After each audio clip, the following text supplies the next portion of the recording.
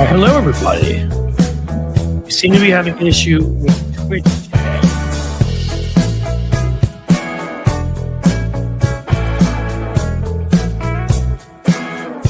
I need to edit a title, it tells me. Of course it tells me that now.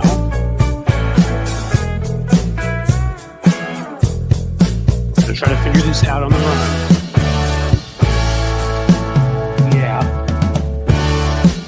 You guys are here. Can you hear me? Can you hear me?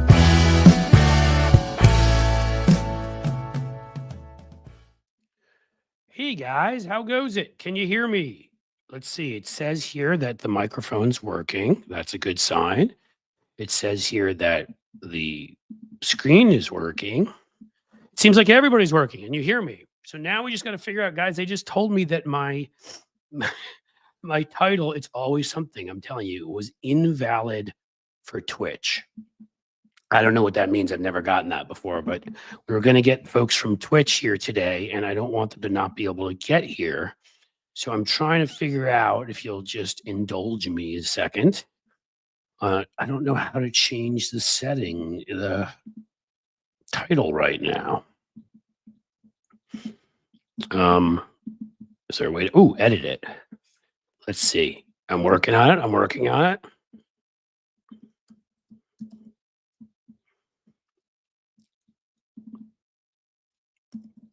All right. Will that do it? I don't know. Maybe it was too long. Maybe Twitch doesn't like when you use numbers. Let's see. I'm trying to go live on Twitch. Why is it invalid?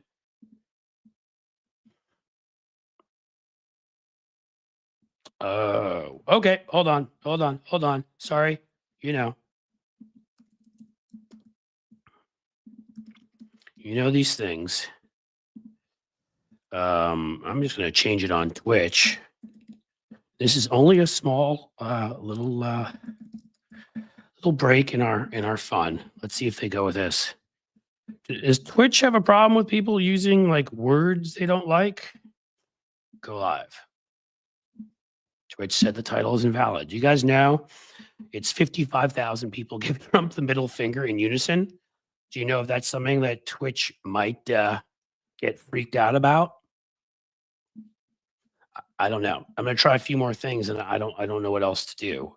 But it's incredibly frustrating because I'll give it a wimpier title than I gave this. Save changes. Oh, what do you know? I'm live on Twitch now. I hope all you guys can see me. I don't know what the hell happened. I don't know. It was 55,000 people give Trump the middle finger in unison. And apparently that's referring to Greenland, which we'll get into. And now I can actually start the show the way I wanted to because they're not interested in Donald Trump running things there. I'll get into that. We're also going to talk today about the whiniest, sleaziest little piece of Wonder Bread in the world, Scott Jennings of CNN. I've got a great rant against him where he was just ripped to shreds by other Democrats sitting there around him. I can't even imagine what it's like sitting there on that little snot every day and listening to his stupidity and having to just deal with it, right? I mean, CNN, you've lost 50% of your audience too. Hint, maybe it's inviting on him and that other bald goofball that goes on Shark Tank who will defend anything Trump does. Not sure. If you guys asked me what happened to Tony, I feel like somebody asked me that in there. He had to go on some personal business today and see a friend. This is live, Screams. We are live. I wouldn't be having, if I had these kinds of problems and I weren't live, then I probably would have fixed them or something. Maybe not. Life's tough. All right, why don't we get first, we've got a great guest that should be joining us today in about 15 minutes. Hopefully some of you are familiar with Will Bunch, who should have won a Pulitzer by now, for my money. Great columnist for the Philadelphia Inquirer. I mean, one of the best writers out there in the world, quite seriously. And always has like the bigger themes of what's going on, kind of ready to go. He'll be joining us. We're talking Greenland. We're talking Mike Turner being removed. A only conservative Republican who is in favor of Ukraine being removed from the Senate Intel Committee, and they're going to have a MAGA nut run it now. And of course, or House Intel Committee. I should tell you about Mike Turner. He's still a right-wing loser. He still kissed the Republicans' butts every chance he gets.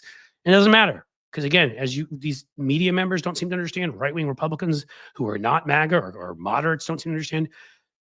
There's no level of loyalty to Trump except for 100% loyalty, right? There's nothing else that exists. So Mike Turner's been kicked off, and we'll go a little bit into Hakeem Jeffries' reaction to that. He ripped into them. But first, why don't we do our first takedown as part of our first Cliff's Note? So, folks, make sure we get the notes right on Scott Jennings. Scott Jennings is a guy I first ran into in 2002. He is the sniveling little shite that you would think he would be. He was Mitch McConnell's piss boy, who basically followed Mitch McConnell around with a bucket and said, "Do you need to urinate?" McConnell wasn't quite at turtle level then, but I'd say he was 80% turtle. But every evil thing McConnell did, this guy was at his side because he was with him before he was majority leader.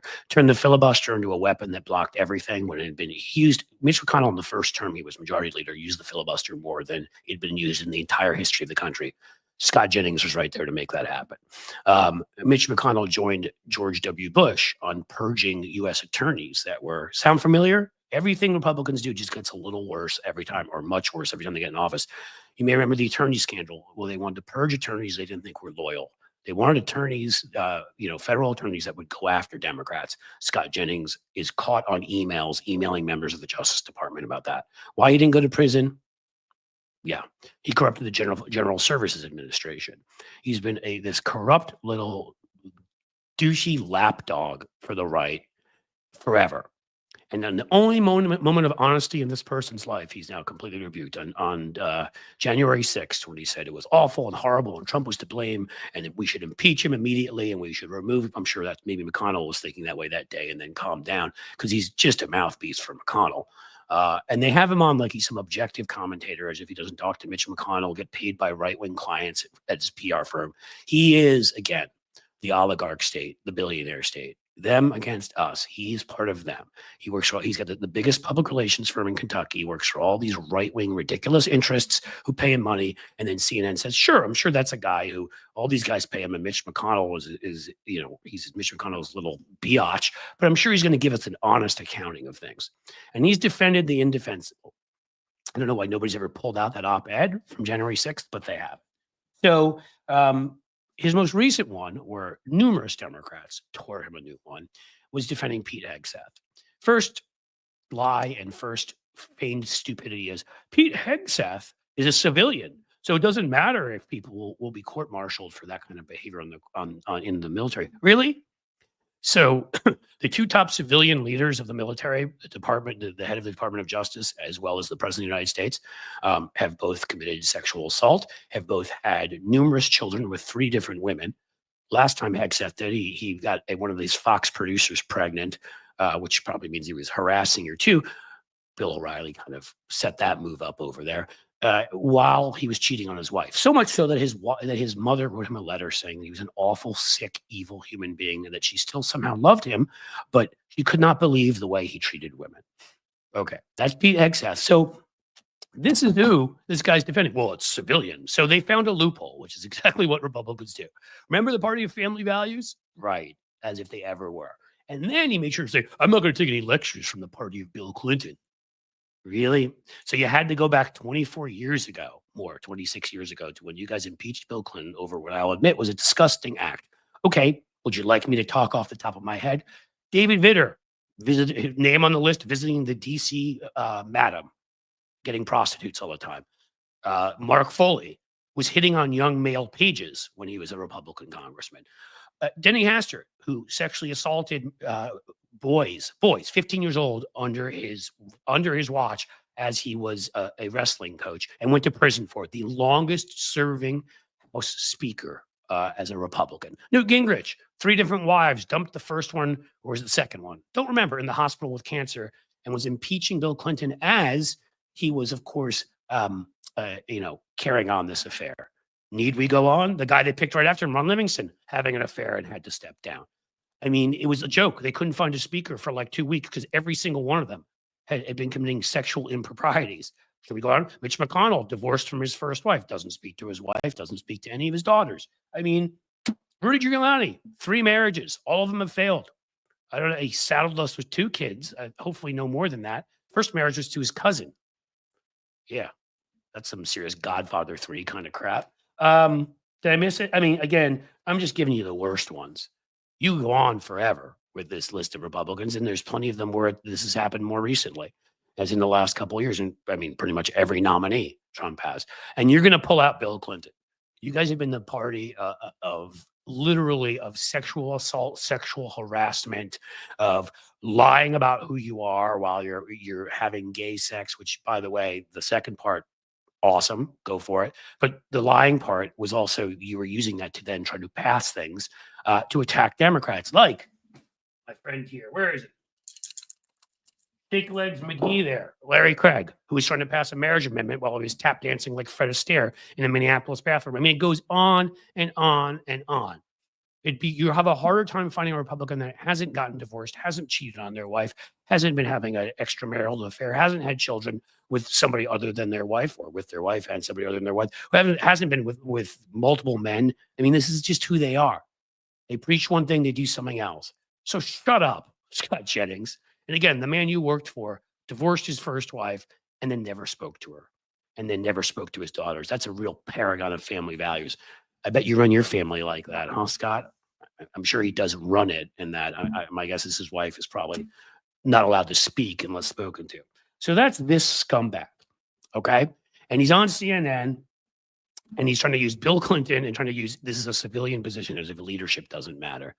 When the military looks up to you and they see what the combination of what Pete Hegseth, who I wanted to share that image I have him in his Teddy Roosevelt t-shirt, which I found. When they see what he's done and they see what Donald Trump has done, multiple women, 6 women between them, I think about between them, something like 10, 12 kids, throwing Elon Musk for that matter. He's got 12 kids. He can't even keep track of them, but he's supposedly going to keep track of government finances. Okay. And that's how they defend Pete Hegseth, because they're so desperate they have to go to that level. It's pathetic, really. And if you've seen Scott Jennings, I mean, come on, guys. Like, if you were to take a piece of Wonder Bread and you were to slap 2-week-old American cheese on it, and then you were to put it inside of like a New York cab in August for a month, what would come out would probably be something like Scott Jennings, this white, melty, wimpy, just ripping, loserish. I mean, this is a dude who is so white, he makes cocaine look black, okay? He's so white that he makes winters in Alaska look like Barry White, whose name is White, but you get the deal. I go on about Scott Jennings. There have been numerous cases lately. It's sort of like the same as the Joe Scarborough story on MSNBC. Scott Jennings opens his big mouth, everybody else there, and this is not just Democrats. This is like Catherine Rampell, who's a reporter, Ashley Phillips, a reporter. All of them are just horrified because he will defend anything any Republican does. Anything, any criminality, any treason, any sexual assault, whatever Moscow Mitch tells him to do, he'll do. And he has done, to the detriment of this country. I mean, Scott Jennings is one of those ones you never hear of, or you didn't until he was on CNN, because you don't hear of the staffers often behind the power players. He politicized our attorneys, our federal attorneys, which, if you don't think that, he politicized from there, our judiciary, helped McConnell deny Barack Obama his rightful pick, and stuff the Supreme Court with a bunch of corrupt loons that take $500,000 trips to Malaysia and free flights to Rome and all that. They're members of, our Opus Dei hires, or are they DUI hires? I don't know. DEI hires, DUI, Opus DEI hires, DUI hires. What I know is they're not talented. They're not smart. They're like Scott Jennings, just a little white boy born in Kentucky who got everything handed to him because of who he was, and now sits around attacking other people for the transgressions his bosses have committed, and for the fact that he's a master of the universe just because he's a paler shade of white. That's who he is, and CNN's dying because of it. So, be smart, CNN. Keep having the schmuck on to be the hypocrite he is, attack everybody, and let's see how that goes for you. Maybe you can get those ratings down to 30% of what they once were. You guys are doing great. You keep going. And Scott Jennings, that guy's a winner. All right. That has been the takedown, and that has been Cliff's note. we got two names for it here. Kind of feel like the Cliff's Note doesn't necessarily have to be a takedown, although many of them will be. And underneath that, that's how I started this channel, guys. I don't know if you know that. I called it the Takedown because, again, I wanted to show off people who stood up and went after the bad people. And I think that is more important now than ever. The reporters and Democrats who stand up to Scott Jennings on CNN, reporters, Democrats, hell, Republicans. I don't know what Michael Steele calls himself these days, who stand up to Republicans on MSNBC, the ones who challenge them everywhere, the Tammy Duckworths and Jasmine Crockett's, who rip the Nancy Maces and Pete Hegseths apart. Also Jack Reed, also Elizabeth Warren. And go into what she did a little bit later, because man, did she have a great rant when she went up against Pete Hegseth, who again proved what a hypocrite he is. That's a great segment that we'll have to get out there. But for now, how goes it? I see somebody giving me a middle finger or giving them a middle finger. The key is that Greenland has given Donald Trump the middle finger. We can talk a little bit about that now. Well, it's 1 minute till Will is supposed to get here. So why don't I look at some of the stuff you have to say, and we'll leave some of these topics. And hey, Cliff, I love it. Swims with whales. Hey, Swims with whales. I like when people say hi. I like when you guys are awesome. The last 2 days, just to bring it up, you've been fantastic with the with super chats and with super stickers. You've also, a lot of folks have been joining. Again, joining a Patreon, my preference. Also, some folks joined YouTube members. I put some stuff up there for you today. YouTube members, I put some stuff up for our Patreon folks. I'll have a video. I already got one to the Patreon folks. I'll get one to you, YouTube members. Again, I'll say it, and I always say it, Patreon is the preference. And now I've experienced the beauty, you've heard, many of you heard Tony talk about it, of Substack, and I'm in love. It's that early love, that you just feel so affectionate and you want to be around them all the time. And, you kind of tickle them and they tickle you. Okay, I'll stop. The thing is that Substack allowed you to embed your videos. I can embed my YouTube videos. It gives you emails. I can send my stuff directly to your inbox. So you can see it that way. It's easier. It has a notes section like Twitter without crazy people where you can share what you do. You can recommend people, which are like the starter packs and Blue Sky. It's like it's taken things from everything else and is better right now. I'm not saying it's perfect, but I love it right now. So I will be there writing something up every day. And the folks who here, I would tell you, and if Jim, you can throw in there at some point, the Patreon for people to subscribe, the Substack for people to subscribe, and YouTube. Again, we got some good followers yesterday when I asked for it, so I'm going to say it again. If any of you don't follow me or aren't subscribers, excuse me, on YouTube, please do it. We went up about 25 or 30 during this broadcast yesterday, and it was really good. So I see someone, Abram, asking me, do I know Mehdi Hassan? I know Mehdi Hassan, absolutely. We could see if we get him on here. And I should grab one of his. He does smack them down. He and I had some differences, I'm going to be honest with you, on some of the stuff in the Middle East. But you know what? We have differences on things in life. I think he's very good overall. And I think he comes from a good place. Where was I? Yes. To get this algorithm going in, I put up the rant I did the other day on Scarborough, and that is starting to break through and get a number of views above like where I was stuck.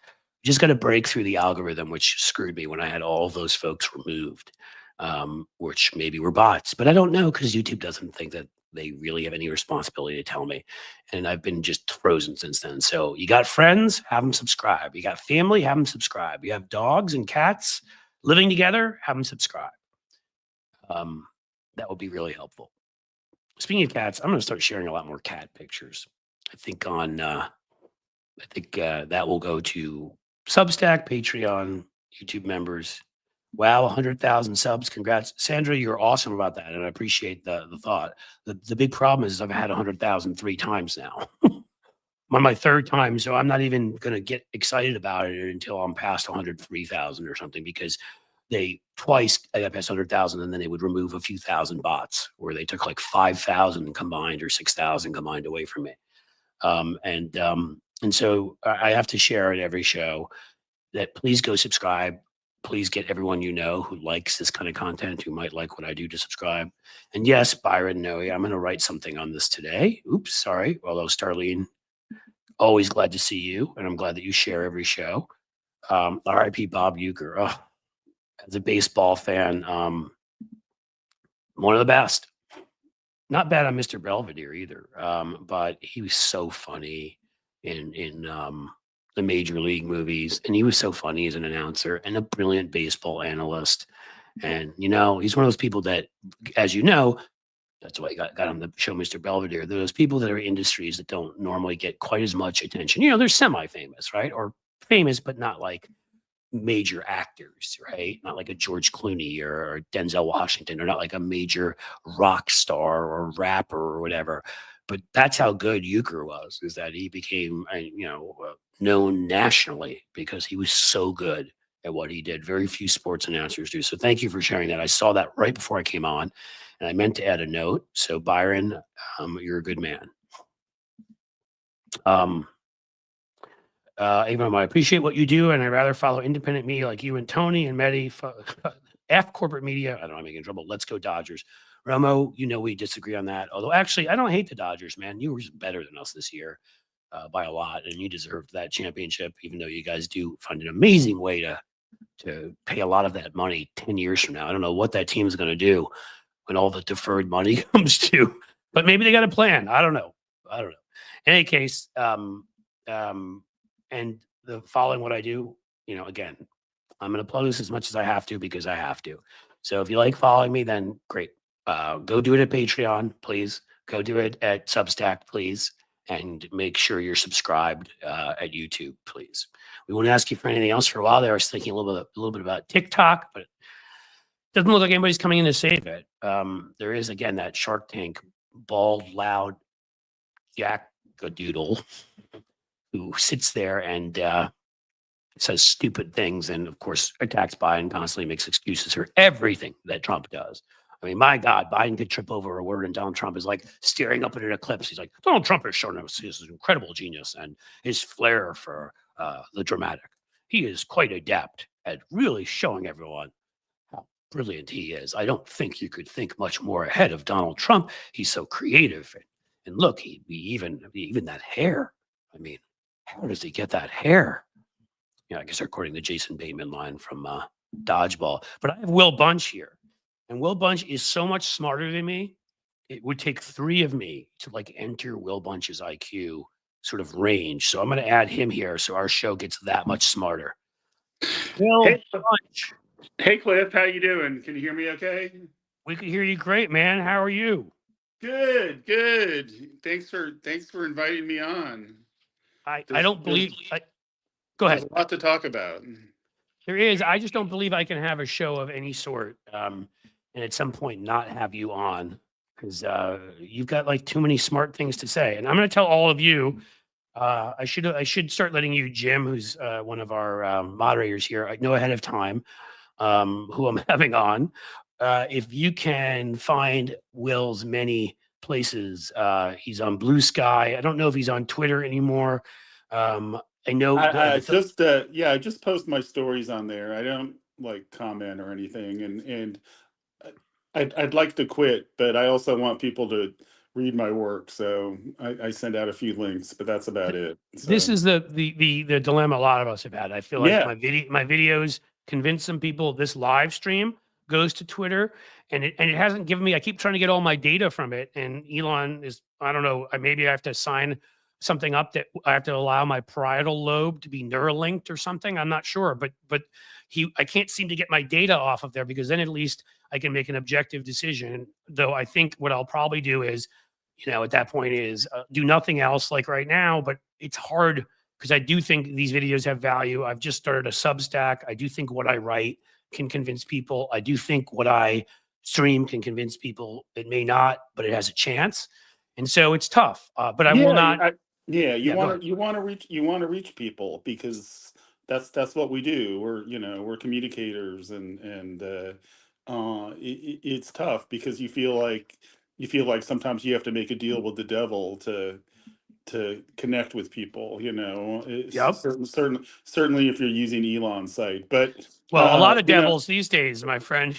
yeah, I tried to decide whether I was going to start streaming to Instagram, and I should keep I don't use Threads. I always use Threads just to put up my links. But it's like I right, want to convince people. So all I can promise people is at this point on Threads and Twitter, I'm not going to do. If people I know well ask me a question where to find me or something, I'll answer it and that kind of yeah. thing. Well, Otherwise, I'm not. Yeah, go ahead. yeah. I mean, so far Blue Sky's been an excellent experience. Yeah, it's good. So yeah, so look for me, Will Bunch at bsky at willbunch.bsky.social.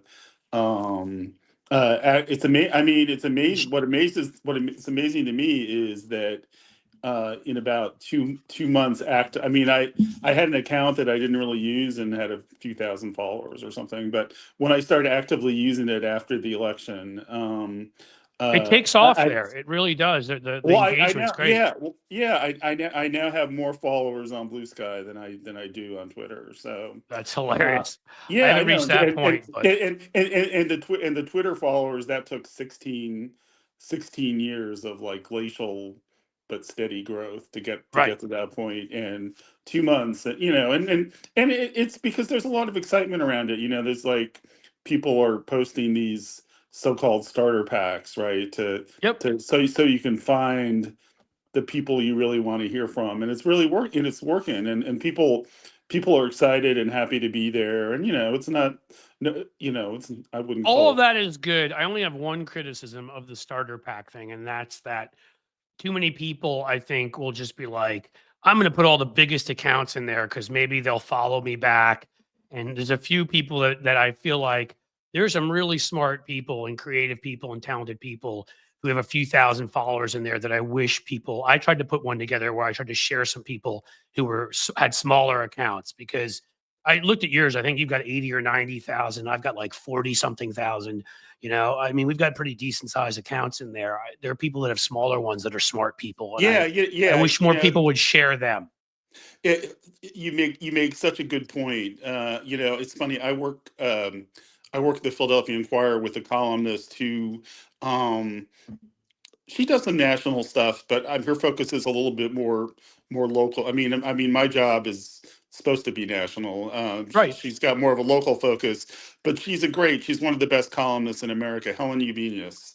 Yeah, I read her stuff. Yeah, she's fantastic, and she just wrote this killer column about this basketball arena scandal that we have here Uh huh. in Philly, and I realized that she had like 600 followers on Blue Sky, which is just a crime. So I think I helped her get over 1,000. So that's Well, I'll good. look But for yeah, her and try to share it because, as people here know, I've talked about this often. Um, that is what I did with the money I saved when I canceled my New York Times, LA Times, and Washington Post subscriptions. And I know you know it, Will. I was out there like, man, I was like a preacher telling everybody the Philadelphia Inquirer, the you only did. newspaper to call on sorry, not on Joe Biden, but Donald Trump to drop out after the debate for being a serial liar. They've got great columnists and they're owned by a foundation. They are not a corporate entity, like the best, to me, one of the best papers in the country. So I subscribe Yeah. there. So I read a lot of folks. It used to be I just read you and Will has a great newsletter, and Jim. If you all the links, I know you're sharing them, Will, but we'll have them up here in the chat for people to, because Will really is. I mean, he's on that echelon of I'm just waiting till you win your Pulitzer. It's inevitable. Unless they Yeah, don't know well, what they're when doing, when it's they when they inevitable. when they start giving Pulitzer prizes to liberals, I don't know when that's going to start, but Fair maybe enough. maybe I'll have a shot. But yeah. Well, two things. I mean, you have been outstanding in promoting us, and it's been great. And yeah, I mean, I would just uh, uh, it's interesting that we have actually last year, when like the Washington Post certainly, and I would imagine some of those other similar outlets were losing subscribers, right? People were Yep. canceling. I mean, 300,000 people canceled their Washington Post subscriptions. We were gaining, and I not gain, unfortunately, not gaining an equivalent number to that, but Right. but we were seeing growth because people respect the fact that we're not owned by a billionaire. We're owned Yep. by a nonprofit foundation that's committed to accountability journalism, and we're not perfect, and when we, Of course you're not, but yeah, nobody but expects that. I yeah, just expect honesty. I expect transparency. I expect if you make mistakes, you apologize and don't all circle the wagons like the New York Times people do and attack everybody else. And I mean, it's just such a sad, yeah, I mean, I don't have, people and, know how I feel about the media here. And I yeah, want to, and I think to the extent that we have I wouldn't even call it an ideology because that's the wrong word, but to the extent that we have a philosophy, it's pro democracy, and that's and all I ever wanted. yeah. Partisanship for democracy. That's the partisanship. I was just arguing, to move a little bit into maybe some substance and what's in the news. I don't know if you or your listeners saw today. Every day now, there's something coming out of the Washington Post and the kind of Oh God, what did it, Bezos do it, it, today? Is he doing yeah, a documentary on Tiffany too? Is that what he's doing? No. yeah, well, no, I mean, today they put out a new mission statement, which is, I mean, that's always you always know the sink is shipping, the excuse me, the ship is Yes. sinking, or the sink is shipping, one or the other. They both the same. The ship is sinking when somebody puts out a new mission statement, right? Well, I guess maybe the phrase democracy dies in darkness is still going to exist somewhere, but their new mission statement is, storytelling for all of America or something like Well, that. And democracy doesn't dies in daylight, except for the fact that yeah, and I forget that forget the Bezos whole can't go out in daylight because he's a vampire. Is that the new one or no? forget the whole democracy thing. Now it's just stories for all of America. But the article in which was this story was broken, which was in the New York Times, of course, uh, uh, said, people have talked to Bezos about the paper, and it's like, well, we've got to appeal to the firefighters in Cleveland and blue collar people, and we need to bring in more conservative readers. Oh, give And me a and break. and, and, and to me, just to finish that point, I mean, Yeah. that's so. For somebody who spent $250 million to buy a newspaper, is just such a lack of understanding of the environment we're in right now, because No. anybody who's a conservative, any of the 74 or whatever it was, 77 million people who pulled the lever for Donald Trump, they hate the Washington Post, they hate the mainstream media. There's no great story you're going to tell that's going to get Yep. a Trump voting firefighter in Cleveland to start reading the Washington Post. They're listening to Joe Rogan or Or whatever. local talk radio, and they're Yeah, watching Fox. And there's a right, couple ironies in that right there. If I can say quickly, one is, of course, like it's ridiculous that when you have the Washington Times right there, that's where they're going to go if they're going to go somewhere in yeah, Washington. And that's a great point. Yeah, right. and Yeah. B, the other paper that I've always talked up, and I don't even know who the owners are, but in the case of the Cleveland Plain Dealer, when they're the head of their editorial guy, Chris, what was his name? I'm forgetting it, Yeah. made a statement that we are going to cover this election honestly, that we are not going to pretend that one of these two candidates, when Biden was still in, one of these two candidates didn't try to overthrow the election. We're going to be honest and upfront about that one will not accept the results. And they said, yes, we will share bad news on Joe Biden when it happens, but we are not going to play this game. And I subscribed to them too. I thought they had some of the best coverage, so that maybe that firefighter in Cleveland could read his own paper or her own paper and learn a whole bunch about honesty and not what Jeff Bezos is Yeah, shoveling why right why now. why does that guy need to read the Washington Post? Exactly. But yeah, I mean to your point, I mean that's something we totally agree on, is pro democracy, because to me, when you talk about, oh, should papers be biased or whatever, like no, I don't think they should be biased towards Democrats or Republican. I mean, God knows there's so much about the Democratic Party as an institution that can and should be criticized, right? Uh, but should papers be pro democracy? Absolutely, because you cannot have journalism in a system that's not democratic, and Right. unfortunately, we may be about to prove that in the next couple of years to see how hard it is. Frankly, we're already seeing it to some extent in some of the bended knee stuff that's going on right now. And Trump hasn't even taken the oath of office yet, but just Think about how much we've obeying in seen, advance. Yeah. right? I mean, ABC News and Yes, Bezos and Zuckerberg. I mean, it's so overwhelming. it That is. And I mean, and I have to say the last, couple of weeks, even though these things that are happening are the kind of things that you and I and other people have been predicting for the last couple of years would or could happen if Trump was reelected.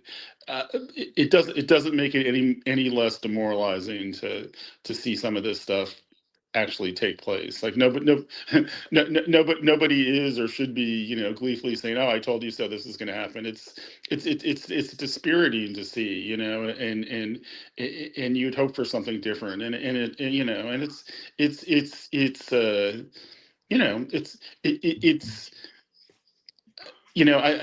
I feel at this point, 4 days before Trump gets inaugurated, we're at a place where there needs to be active resistance to what is happening in Washington with this new administration coming in, and but we need a new way. We need new ways of doing it.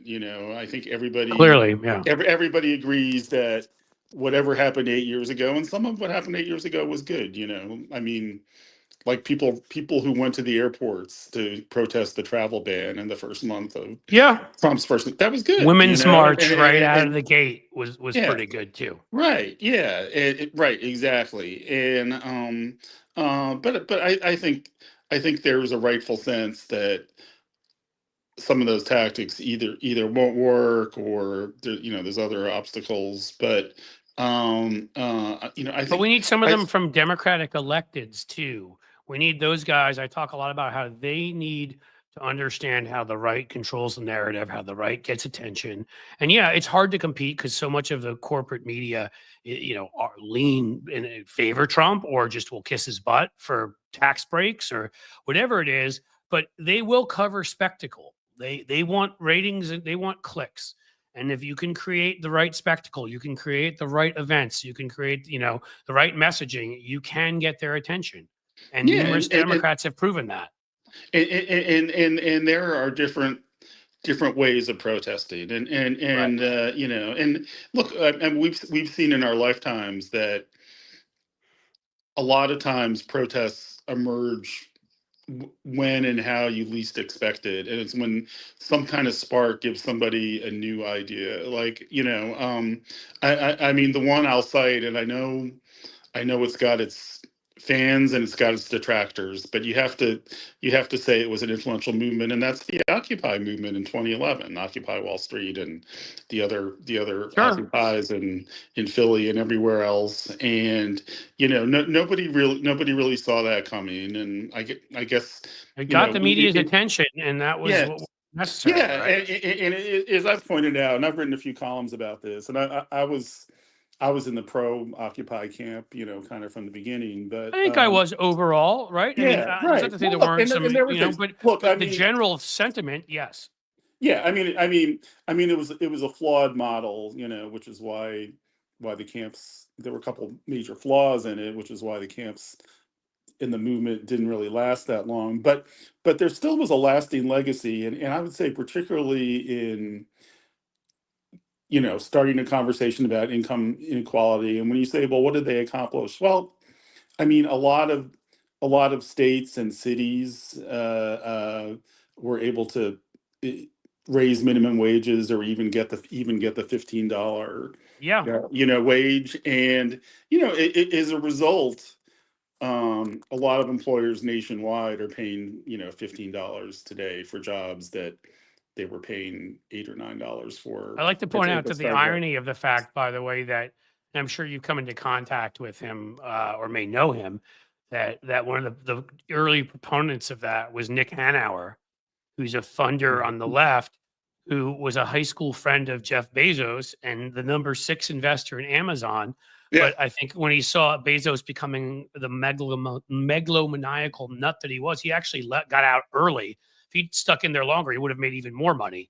And he made a decent amount of money, and now he's one of the biggest economic populists out there, yelling for people to raise his taxes. And in Seattle, because I did some PR around that, they were pushing for the $15 minimum wage. Yeah, And I remember, I remember Nick and him getting involved, and that was helpful. And it's interesting. I mean, I don't think any help that a liberal billionaire, to the extent that there's a handful of them left, Mark Cuban, I don't know if he's liberal or what he is, but right. friendly billionaires, if there are ways they can help the movement, that's great. But I think we all agree that the political movement that's needed right now has got to have basically it's got to have an anti-billionaire orientation. Oh, it's bottom up. And hey, if a billionaire wants to be anti-billionaire, he can join. But that's right. Most of my messaging on this show is just pointing out, even when I started my earliest rant here, I do a couple of these I call it Cliff's Note, so they can't come after me if I use their term. But I do a couple of these where I do, and I went after Scott Jennings today and was just pointing out, the sort of situation of all the money McConnell brought in, and he was there by his side for all that. And he's got the biggest corporate PR firm in Kentucky while they're letting him go on CNN as if he has any objective opinions to give when McConnell and all of his corporate clients control him. And it's the point is it's us against them. And that's just the truth of it, which is even if you're not a billionaire, it's the billionaires and that billionaire mentality of they should control everything. The oligarchs, the billionaires, the monopolies that are ludicrous at this point, that don't think they owe you an explanation for anything they do. They know you have to go back to them. They know that they can treat consumers like crap, the environment like crap, workers like crap. This is second Gilded Age stuff, and we've gone beyond even the first one. So anybody who's not messaging this in a way where it is us against the billionaire owners of the Republican Party is doing something wrong. I mean, Elon Musk has an office in the White House, and he's a private citizen. And he goes to secret meetings. Everything they ever came up with as conspiracies about George Soros, Elon Musk is actually doing. He's going to private meetings where they're making economic decisions about all of our lives, and nobody ever voted for him. Not one vote. And he's in these meetings, and it's so yeah, I agree with you completely. I'm happy to have Mark Cuban. I know a little bit personally. He's a great guy. I know Nick Hanauer. There's some others I don't know. I don't know Warren Buffett. I don't know, but anyone willing to help, happy to have you. And I don't, there are a couple of very good ones who've done nice things, but that shouldn't be the way our economy is run, that we have to worry on, the kindness of strangers, if you will, or the kindness of billionaires. That's not the way to do it. Yeah. I mean, there's that group that, gosh, I wrote about them once. Patriotic millionaires. Yes, that's exactly what I was going to say. Yep. Patriotic millionaires. Yeah. And good for them. I mean, because they're advocating for the right cause, and it would hurt. Take some money out of their pocketbook, but they believe it's the right thing. But I mean, to me, and I've written about this a couple times recently, but to me, the way forward is, I mean, we're so locked into kind of our fixed views of, the MAGA movement on one side, and a certain kind of Democrat on the other side, whether it's, MSNBC watchers or people who were calling themselves the Resistance 8 years ago, or those kinds of people, and yeah, those are absolutely two large groups in this country, but the reality is more complicated than that, and to me, the moment we really saw what's out there and what is possible, I think, and it's horrible to say this because it was obviously a terrible thing that I don't approve of, but was Luigi Mangione and the United Healthcare worker, not what he did so much, but the way that so many people in the public reacted and came forward after that and said, look, I'm not approving of murder or anything, but I've got to tell you about my own experience with big insurance and right. and the thing and it's I mean that's a huge one, and that affects so many people. But it's not the only one. It's the experiences people have had with other aspects of modern capitalism. Certainly, just Well, it's our form that of capitalism, I would say, because the housing crisis that yep. people uh, certainly in our cities and really in other places experience. When you look at the number, all the numbers, everything that happened in 2024 with the election, what really stands out is people who, I mean, there's always going to be some people who never vote, but there are also millions of people who vote sometimes and don't vote sometimes, I and was going to say the big number of irregular voters doesn't help either. and in we now know the numbers of crunch. There's a gigantic number of people who voted for Biden in 2020. Maybe it was because they were riled up over the COVID situation and just really strongly disapproved of Trump's handling of it. That was certainly a factor.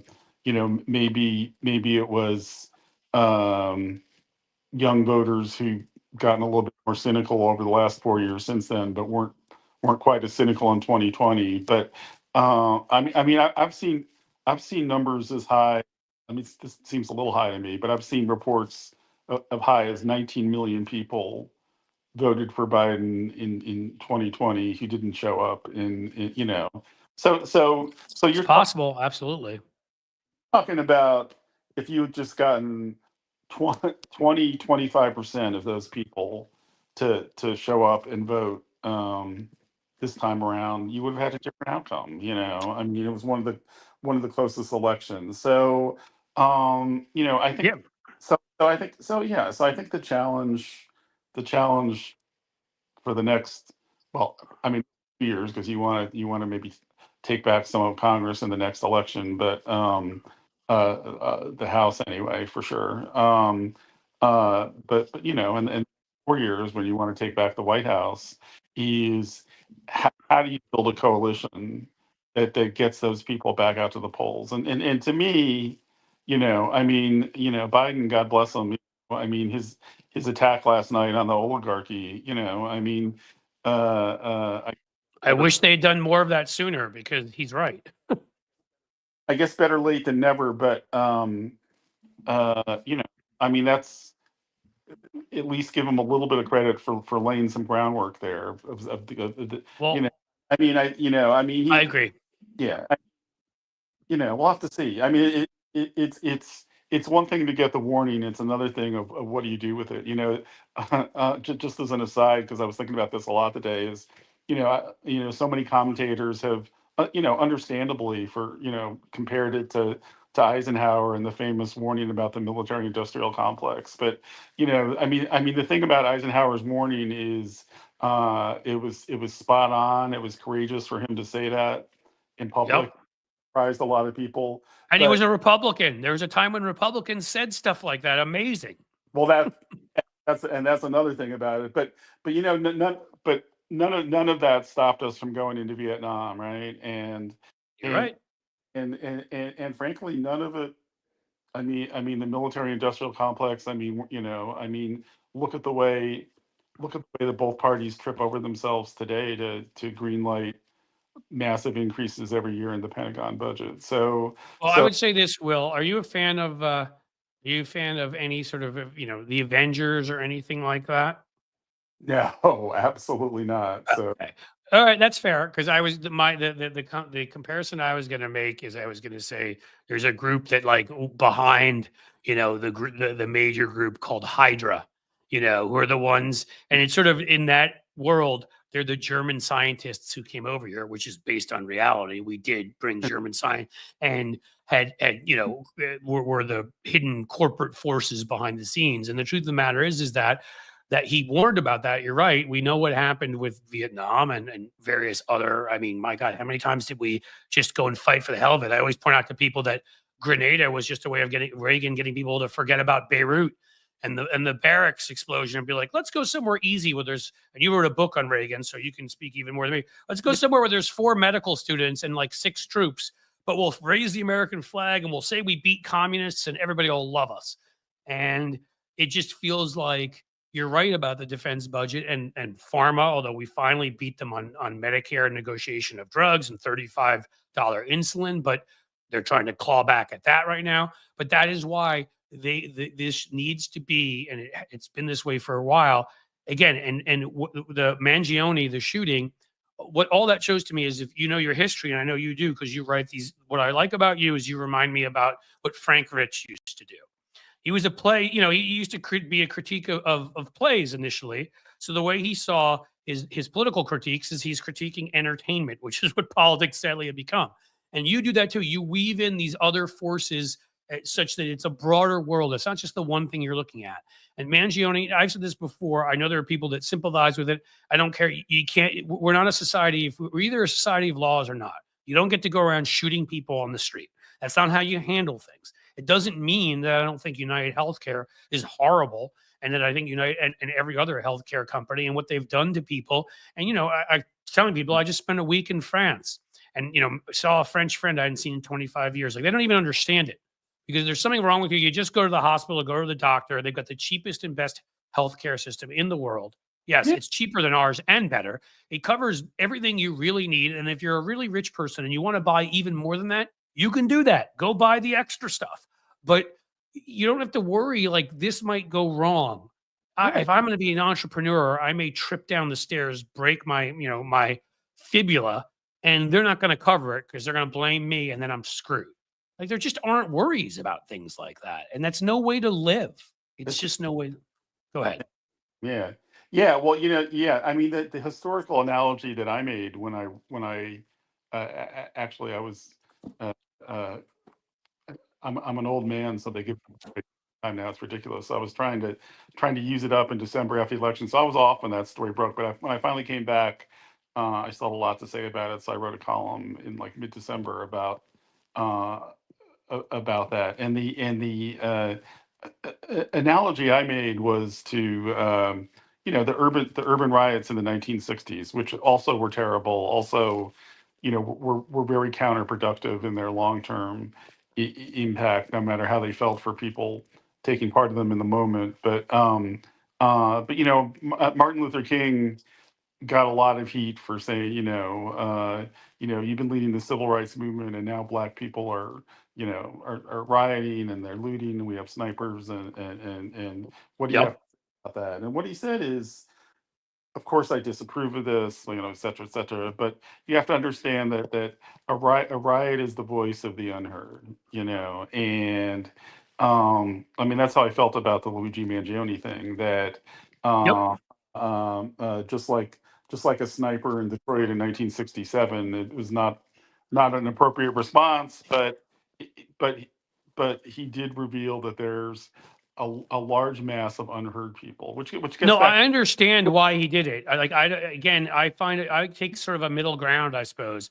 And I put up stuff like this. Chipmunk Milk, who's here often and all the time, and some of our other people, United Health employer, the slain executive Brian Thompson found to have overcharged some cancer patients for drugs by over 1,000%. I mean, they were not a good player in the market, and I Yeah, understand when frustration boils, and you're at a point where you're in pain constantly, like him. So I'm not even sitting here saying I don't understand why I did it. I fully do. I just also think that we do have to have rule of law, guys. If we yeah. don't, Well, if God, we handle it like the old west, all of this stuff, what we I do mean, is we need to regulate the hell out of these healthcare companies. Is what we need to do. yeah.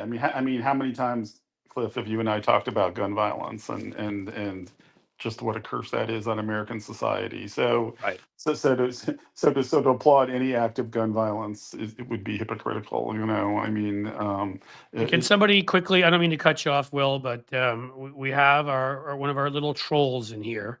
Hal Sparks and Midas Touch are YouTube millionaire. Yeah, I go on Hal's show every week. Hal Sparks did a lot of stuff in the entertainment industry before, so you may be mixed up. But please just go back to your basement and sit there and watch Fox and Friends and eat your Cheetos and be sad about your pathetic life. Okay, back to you, Will. okay, whatever that I like was. having fun. I like having fun with it's a troll probably from Twitter who come in here and they try to insult the audience, and I do my best to mock them because why not? Go ahead. Yeah. So Sorry, I didn't mean to cut off your thought. that's okay. I kind of maybe finished my thought. So Well, let me tell you a story. I've told people here before. Sadly, we lost my mother-in-law a few years ago, totally unrelated to something else. But when we went with her, she had her family originally, my wife's that part of her family from Sicily. And we went there. We just went again a year ago or something like that. But when we went for the first time about 20 years ago, we actually found old family. My wife's grandfather had come here with his family to lay the railroad, the tracks up in northern Ohio. He ended up getting a PhD at Ohio State in finance, taught finance at Miami, Miami of Ohio, where my wife went for 40 years. I mean, a great story there, right? But we went back and we found some of his family there in the town, which was funny right away because they were scared that we were there because I guess some people would come back and try to claim the land. We're like, yeah. no, no, no, we don't want your land. It's your land. Yeah, right. That's funny. But Yeah. but the thing that was funny, that not funny, but my mother-in-law tripped down these brick in Taormina, these brick steps, and she turned her ankle. And we Mhm. went and took her to the hospital. And here's how the scene played out: a bunch of doctors who are hilarious, talking a lot with their hands, which I encourage. I'm a New Yorker, lots of Italians and Jews talking with their hands, and by the time they're done, they came over and they said, "We decided we're not going to charge you anything," and they just didn't charge her anything because the mentality is so different about what healthcare is. It is a basic need. I am Yeah. all for capitalism. I'm a small business owner. I have a couple of them. I am all for capitalism when it comes to providing things that people like or want or whatever. But the basic needs of our society, to me, which include transportation, which include healthcare, which include a number of things, just have to be taken care of by Or government. I'm or sorry. or the thing that I wrote a whole book about, which is higher education. Yes. Oh my God, that. Which is another. I mean, it's funny. I mean, we go on and on about the healthcare that they have in these European countries, and you're thinking, wow, it's amazing they do that one thing for their people. But it's not just that, because you also, if you live in most of these countries, I mean, it's not the same, obviously, in every country, but in some countries, like Germany, for example, I mean, higher education is essentially free, and Hmm. there might be some fees. Obviously, you got to pay rent while you're going to college. So I mean, nothing is totally free in life, but the tuition and everything is free. And in other European countries, it's very minimal, which is Yes. United Kingdom, which, I think, is a little bit. I studied over there, but it's still very cheap. And my yes, two friends who I just saw when I was back in France, one from Livorno, got Federico, Italian, and one from Grenoble, France, French. They both went to college, good colleges, basically for free. yeah, and which is it's kind of the system that we had here in the United States in the 50s and 60s, where a few places like the state of California, most famously, but Yep. also in New York, your home, our Yeah, no, no. our SUNY, I mean, it's the our, SUNY system and our, CUNY our system. beautiful hometown, right? CUNY. Yeah. Yeah. We're free, but even if if you went to University of Illinois, University of Kansas, or whatever, you're talking about a couple $100 a semester It back was then. so cheap comparatively. Your book is almost perfect. Well, that both of them are. But it's funny because my big theme here that I talk to people about all the time, and feel free to disagree with me on any of this as a Reagan ologist. I don't know. We'll call you Yeah. something like that. But I said, look, we had not obviously massive challenges. We were nowhere near where we need to be on civil rights, on equal rights for women, on gay rights. I'm not saying it was a perfect time, Right. but the 1930s to the 1980s were the time where we reached a lot of our economic promise in this country, where we actually created the strongest middle class in the history of the world, where you had a working class that you could have one salary and you had your place, you could go away on vacation and you could do all this. The top tax rate at times fluctuated between the 70s and 91%. These companies were regulated. We broke apart monopolies, and the thing where we traced, if you look at those graphs, most Western European countries, we were more liberal actually than some of them at that point. And then Reagan. And that's where they keep going up like this and giving family and medical leave and this and that. And we fall off to talk about myself, the edge of a cliff. Um, and we end up going into crazy neoliberalism and head in a completely different direction. Because if it hadn't just been for white males, if we had been able to add all those other groups, we had something pretty close. I mean, I'm not saying everything was perfect, but we had something pretty close to what we would want during those 50 years Yeah, economically. yeah, that's exactly what I've argued. I mean, if you want a system, it's not a matter of saying, well, we should go back to the 50s, and then people say, well, it was only white males, which it was, and which is Right. a good point. But I think look at that era, and look at it as a template for the kinds of things we can do today. But you know, but today could do them for all people and not just for white men. But Correct. do the same things, and and I'm not telling you or even your audience anything they probably don't know, but I mean, strong labor unions were like a huge part of that, and a huge aspect of what Reagan did was breaking the power of labor unions, starting with the air traffic controllers and Yep.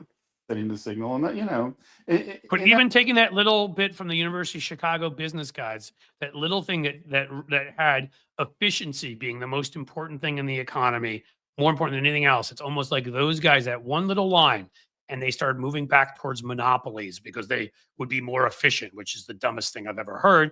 But maybe they thought what, they could what stand. I Yeah, think and I think the efficiency comes out of the of the Milton Friedman doctrine, which is that corporations' only responsibility is to their shareholder, right? and that was terrible when we did that, because then Yeah, because companies didn't think about the local people anymore. They didn't think about consumers. They were responsible for a well, lot more. Yeah. right. I think the two models are either shareholder or stakeholder. When you talk about stakeholder, you're talking about lots of people. You're talking about the workers, and you're talking about the Yep. community, and and what's so crazy is it's like it seems like you don't have to be a rocket scientist to understand that capitalism works better in the stakeholder model, because Of when course. Yeah.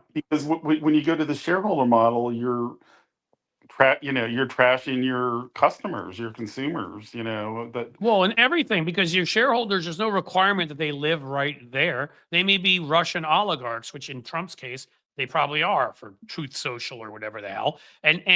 So what interest do they have in our environment, in our workers, and our well, consumers? They don't care. I mean, they're looking for, I mean, I mean, now that they've destroyed the middle class, they're looking for the next scam, and right now it's crypto, right? I mean, it's like, God. it's for the last 30 years, what's the latest finance oriented, get rich quick scheme, Right. Remember derivatives? Those were I, I, great. that's what I was just going to say. And I was going to say in the 2000s, it was derivatives and then the whole mortgage housing based scams and what was mortgage backed Oh, that's asset, right. Mortgage-backed securities. These things, they mortgage take backed securities. Yeah. right. They Right. take pieces of this mortgage, that mortgage, and they even said at times that half the guys that were selling these things didn't actually know how they worked. I mean, they didn't know what the hell was going. There were stories about people who were making $30,000 a year, and buying $800,000 houses. And I think some people you try to use that on both sides. And I would say, well, yes, if you're making $30,000 a year, you, the individual, should be more responsible than to buy an $80,000 house, 800,000 house. I think I could say that. Okay, Yeah. but that doesn't change the fact that just because you should be more responsible, as a society, we have to have certain laws and rules and protections, and they should have never been allowed to buy that house, no matter what. I mean, we created Social Security because sadly people were not responsible enough to all put away for retirement. We are what we are. Evolution has placed Yeah. us where it's It's placed us, right. and Right. these things work. Yeah. Yeah. That's exactly right. I mean, look at some of the biggest things that are out there ailing us right now. Addiction to like gambling and these like sports gambling websites, and then cryptocurrency.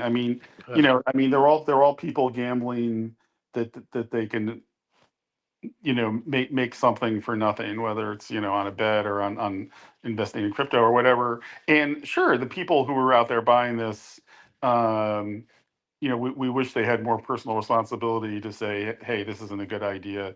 But they're being preyed upon, Right. and the reason we have a regulatory framework, or did once have a regulatory framework, is to have some rules to stop people from preying on people's worst human instincts, because we know that works better, The disinformation, you're right. I mean, again, and there's just the way there's no, when I see people trying to have political discussions and say what happened with Kamala Harris and this and that, and there are always people that want to say, oh, she ran a terrible campaign. Whereas, again, she only lost by 1.4%. The world leaders are all around in democracies lost. I mean, post COVID and inflation, and people were upset, people were sort of, and there were issues, and I'm sure there were some people that were racist and sexist and voted against her no matter what she would have said. But in the end, this disinformation machine of the right, and it preys on people. It's the same kind of thing that preys on people on crypto and other things. It's filled with every financial scam, every political scam. You and, know, and it's it hard. is. Yep. I mean, fighting disinformation is hard because you want to, at the end of the day, the foundation is really the First Amendment, right? Yep. And speech. And, I mean, for better or worse, I don't say unfortunately, but I mean, for better or worse, free speech does mean you have a right to voice things that are like conspiracy theories, or lies, frankly. I mean, the Supreme Court, I mean, this is, in fact, I've been debating when and how to write something more in depth about this. But I mean, there was a case 10 years ago where the Supreme Court had to decide whether you have a First Amendment right to lie. And the answer is that you do. And maybe we should, because I don't think we want the government deciding what's truth or what's a lie. But at the same time, we've lost any ability to control these conversations, and there are just right now, you've got too many bad actors with too much money, who are much too interested in what they've discovered disinformation Yep. can do to them, and Elon Musk is exhibit A, but he's not the only one who's out there. But No, they're all out. Yeah. Well, I yeah, don't know. I mean, this one, I have to admit, I disagree with you somewhat. And I'm a writer, and I do these videos, Will, and maybe I don't disagree with you because you were saying hedging a little bit there. And we yeah, can talk. There's fire in a crowded theater. You can't threaten the president's life. We do sometimes say there are things that are too dangerous.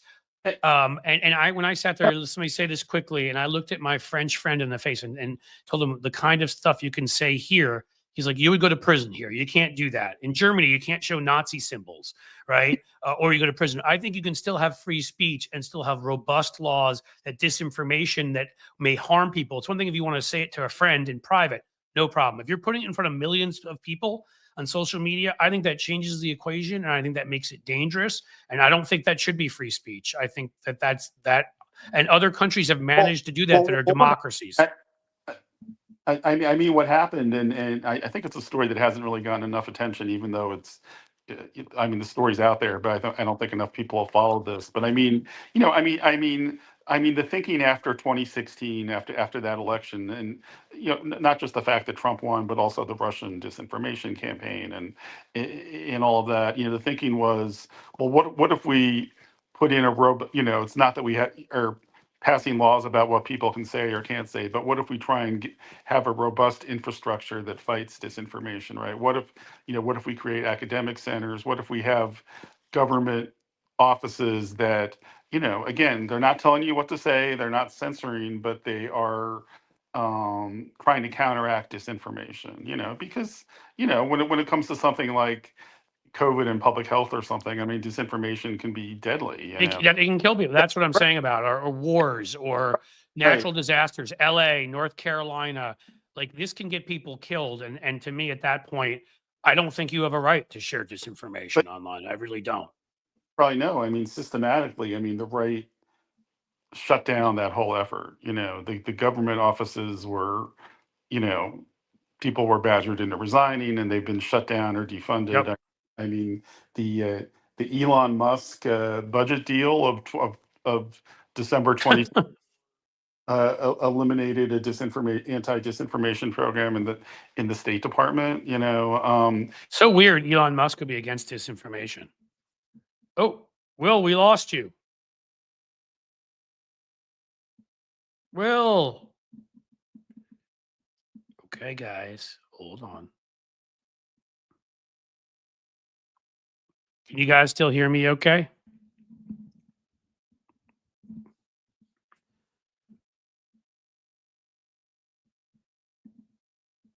Will, are you there?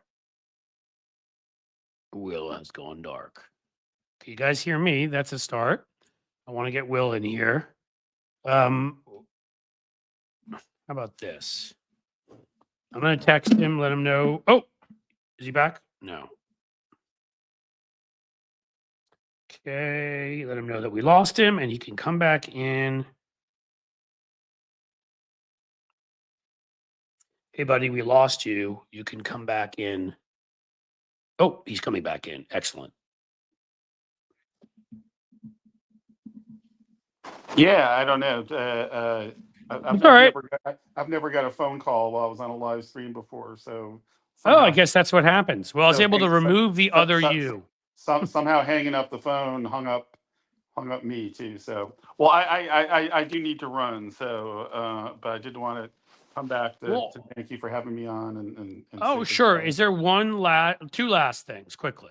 One, do you leave people with anything, about your thoughts about Trump and what we need to do? And the second one, you can tell everybody where to find you. Yeah, well, definitely you can find me. I have a weekly newsletter every Tuesday, or I didn't this week because I was on vacation, but most Tuesdays I have one, and it's just go to inquirer.com, inquire with an I, inquirer.com/bunch, and all you got to do is just punch in your email address, and you get it for free in your inbox every Tuesday. I read it every week. I want to make sure you all know it is one of the. I'm dead serious. No BS. It's one of the first things I look at when it comes out. Will covers everything and gives you. It's really good. So yeah, subscribe. So if you get that newsletter, it will tell you, how to subscribe to the Inquirer, so you can read all my columns. Because you do, I think you get one or two stories for free, but then you do hit the paywall, because that's how we pay my salary, which is not that important, but how we pay the salary of other great journalists who cover Philadelphia and cover other news. And your salary is kind of important, Will, as long as you like to eat. And well, I do, have a roof over your head. As people may have noticed, I do like to eat. So there's that. Oh, stop it! That wasn't the remark. The point is that the other. Yeah, go ahead. Yeah, the other thing I'll leave people with is more an immediate thing, which is, barring some calamity, which I do have calamities from time to time, but barring that, I'm off to DC for a couple days. I'm going to try and see if I can capture the Nurembergness of the of Trump's big rally on Sunday afternoon. Vaya con Dios, my friend. Yeah, and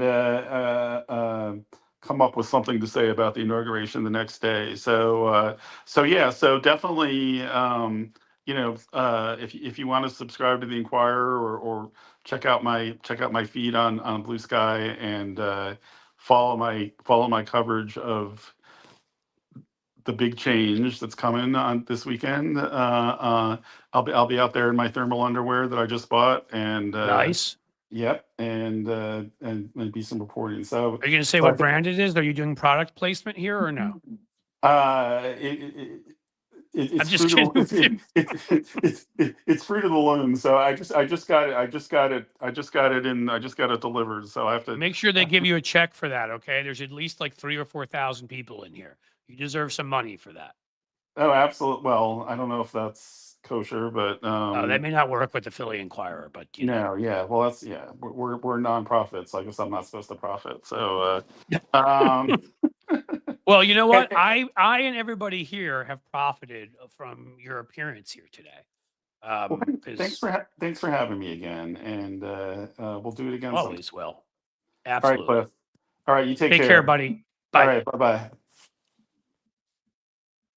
What's cool, guys, is now I can say it to you, and I don't have to, it doesn't seem like I'm just saying it to be nice because Will's here.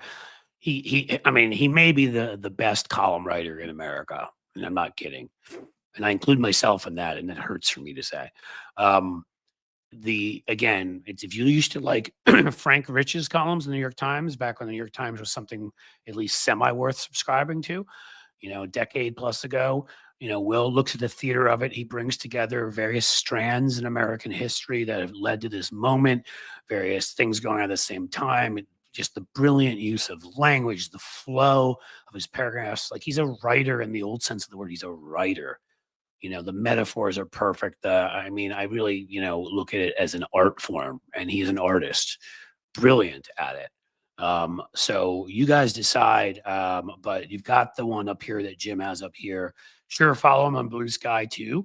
I would say, subscribing to the Philadelphia Inquirer if you can is a way of talking about Greenland giving the middle finger to Trump. That's a way of giving the middle finger to the New York Times and Washington Post and LA Times because they suck. And the Philly Inquirer should be the paper of record at this point. It is the largest paper. I think Philly's the sixth biggest city, is the largest that I know of, that is honest, transparent, endorsed Kamala, called on Trump to get out of the race, employs liberal columnists proudly, and even anybody who's more moderate to conservative is required to tell the truth. There's no MAGA garbage and BS in there.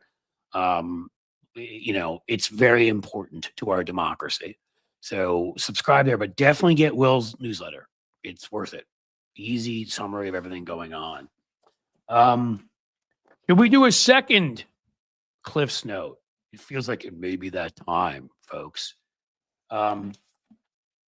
Who should we talk about? Got a whole list here. I got someone to talk about. The potential attorney general. No, not Butthead. Not the guy that's had more plastic surgery than a real housewife of Miami. I don't know. Yeah, well, he's not from that part of Florida, but who cares? We're talking about Matt Gaetz, of course. You know that guy. I didn't name him earlier, by the way, when I was naming all the Republicans with sexual impropriety. Could have thrown him right in there, too. Ethics report was so damning he had to go running with his tail between his legs. And I do believe he has a tail. I don't think he's evolved to the point of having lost it yet. And now he's an OAN. I don't know how many N's there are. They seem to change every week. But why are we talking about Matt Gaetz? We should talk about Pam Bondi, the second choice. And she was always going to look better comparatively, even though literally she is lobbied. If you are a right-wing interest corporate entity, she's lobbied for you. She has so many conflicts of interest. Her conflicts of interest have conflicts of interest. Pam Bondi lobbied for the country of Qatar.